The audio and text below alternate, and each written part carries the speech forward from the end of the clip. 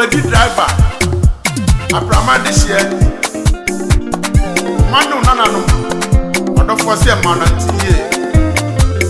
Enketia bema. Jeffrey Usuare. Osida dadi. Yes me papa. Yanti asempa. Akyem Boadi driver. Dada Dabrifa. Yes me papa.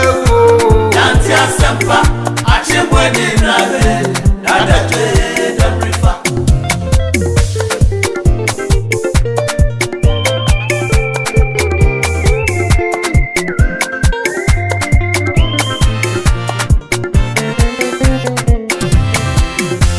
Jembre kuku wo inti anesi adwiri odupo kese tutu anom ejam na o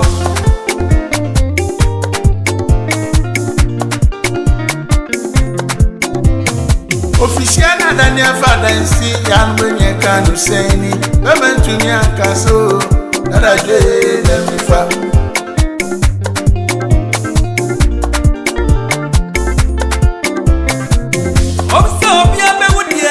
So what be wawa yana rehu bebre afende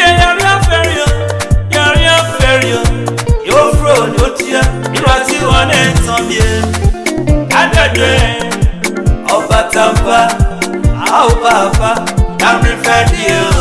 Yes me papa. Yanti asempa Akyem Boadi driver dada Dabrifa. Yes me papa.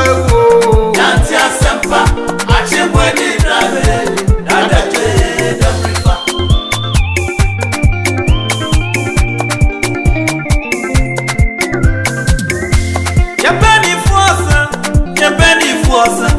Yabani force owonti na sensi wofia yesefa penimra epenyi negroi asam tumia otijina fuani weni au papa Dabrifa.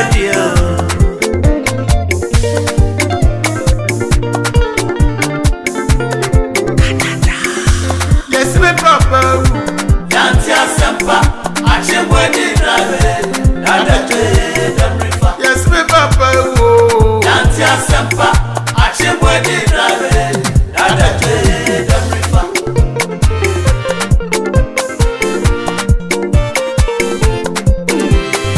Asi foreign Sunday enfio okunafo eno briwa ujanu seni dada joe wa manani enu ya enti aprama fue oso mi mano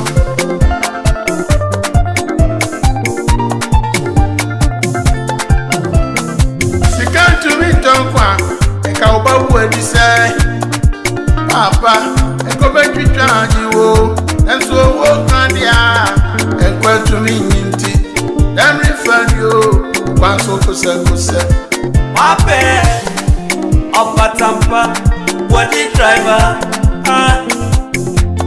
Umayaba